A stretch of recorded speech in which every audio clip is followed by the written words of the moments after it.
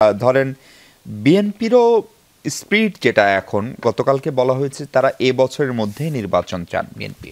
আপনারা প্রথমে একটা রূপরেখা চাইলেন, প্রফেসর ইউনূস একটা রূপরেখা দিলেন, plan A by December 2025, plan B হচ্ছে জুন 2026। আপনারা তারপর থেকে বলছেন যে আপনারা এ বছরের ভিতরেই চান। ভারতের সেনাপ্রধানও বলছেন যে একটা নির্বাচন বা নির্বাচিত সরকার হলে এই সব টেনশনগুলো কমবে বা স্বাভাবিক হবে, কারণ সেনাপ্রধান বলছেন ভারতীয় যে আমাদের জেনারেল ওয়াকারের সঙ্গে তার নিয়মিত যোগাযোগ আছে এবং দুই দেশের সেনাবাহিনীর সম্পর্ক খুবই ভালো।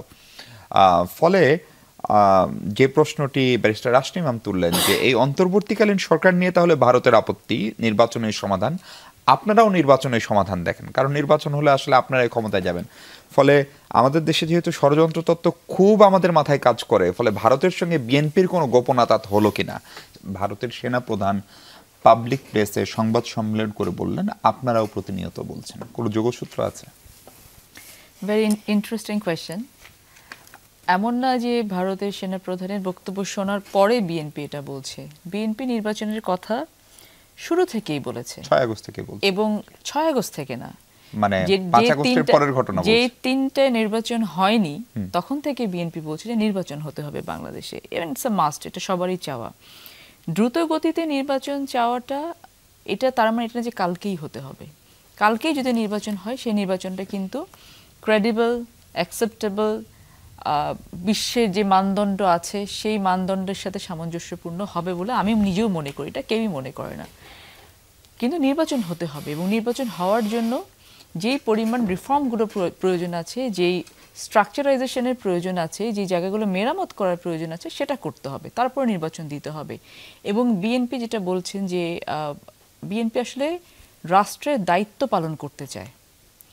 সো রাষ্ট্রের দায়িত্ব পালন করার জন্য বিএনপি তার নিজের যে জায়গাটা তৈরি করা, সেটার জন্য তারা প্রতিনিয়ত কাজ করে যাচ্ছে। আমরা প্রতিনিয়ত কাজ করছি যে আমরা মানুষের কাছে গেলে মানুষজন আমাকে ভোটটা দেয়, তো সেটার জন্য যা করার জন্য মাঠ তৈরির কাজ আমরা করছি। কিন্তু সেনাপ্রধান যে কথাটা বলেছেন ইন্ডিয়ার, সেটার সাথে বিএনপি বলতেই পারেন তার একটা পার্সপেক্টিভ থেকে তিনি একটা আলোচনার প্রেক্ষিতে এটা কথা বলেছে, এটা তাদের একটা স্টেটমেন্ট হতেই পারে। বিএনপি যেটা ভবিষ্যতে করবে বৈদেশিক সম্পর্কের জায়গাটাতে, যে একজন মানুষকে দিয়ে পুরো দেশটাকে কিনে ফেলা গেছে, ইন্ডিয়া যেটা করতে পেরেছে, এই জায়গা থেকে বিএনপি সরে আসার জন্য যা যা করতে হয় তাই তাই করবে। বিএনপি বৈদেশিক সম্পর্ক মেনটেন করবে, এটা সমানে সমানে। শেখ হাসিনা কিন্তু শেখ হাসিনাকে দিয়ে সেটা করানো গেছে যেটা ইন্ডিয়া চেয়েছে। ইন্ডিয়া কিন্তু ডিপ্লোমেসিতে জিতে গেছে। একটা দেশ চাইবে যে আমি যতটুকু বেনিফিটেড হতে পারি আমি কিন্তু হব, কিন্তু শেখ হাসিনা কিন্তু বাংলাদেশের জন্য সেটা করেনি, সে দিয়ে গেছে। সো এটা এখানে ইন্ডিয়াকে তো আমি ছোট করে দেখতে পারবো না, কারণ সে তার দেশের বেনিফিটের জন্য যা করতে সে সেটা করেছে। কিন্তু বিএনপি স্ট্র্যাটেজিটা that will be totally different, আগেও ছিল, ভবিষ্যতে থাকবে, যে আমার তোমার সাথে সম্পর্ক হবে গিভ অ্যান্ড টেকের। তুমি যেটা দেবে আমার কাছ থেকে, তুমি কিঞ্চিত নিতে চাইলে তোমাকে দিতে হবে। আপা ধরেন বেগম জিয়ার বিএনপি অন্তত 91 থেকে 96, 2001 থেকে 6 2 দফা ক্ষমতায় ছিল, 2001 থেকে 6, হ্যাঁ। এবং এই 2 দফা ক্ষমতার সময় ভারত আমাদের প্রতিবেশী ছিল, ফলে ভারত জানে যে আসলে বিএনপির কূটনীতি, তার রাষ্ট্র পরিচালনাতে কি হবে। আপনারা এখন যেটা বলছেন সেটাও বলছে। তারপরেও ভারত যখন নির্বাচিত সরকারের কথাই বলে, তখন আসলে মনে হয় যে এই অন্তর্বর্তীকালীন সরকার বা প্রফেসর ইউনূসের সরকার অথবা ফারদিনদের আন্দোলন, সেটা নিয়ে যে তাদের এক ধরনের অ্যালার্জি আছে, সেটা তো বোধ করি খুব স্পষ্ট।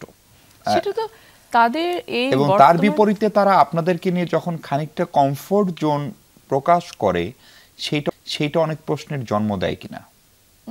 এই প্রশ্ন আপনি করতেই পারেন, কিন্তু সেনাপ্রধানের একটা বক্তব্যেতে ভারত বিএনপিকে নিয়ে একটা কমফোর্ট জোনে চলে গেছে সেভাবে আমি আসলে মনে করি না। বাট আমরা চাই যে প্রত্যেকটা প্রতিবেশী রাষ্ট্র যারা আছে তারা একটা কমফোর্ট জোনে থাকুক, তাহলে একটা দেশের জন্য কিন্তু উপকার হবে। কারণ আমি আজকে ভারত বাংলাদেশের সাথে যে কাজগুলো করে যাচ্ছে, এই কাজগুলোকে আমি দীর্ঘ 15-16 বছর ধরে অ্যালাউ করেছি, এই জায়গাতে আমাকে চেক অ্যান্ড ব্যালেন্স আনতে হবে। কিন্তু তার মানে এইটা না যে আমি ভারতকে এমন কিছু দিয়ে দেব যার কারণে আবার যা ঘটেছে 5 তারিখের আগ থেকে আবার সেটা ঘটা শুরু করবে।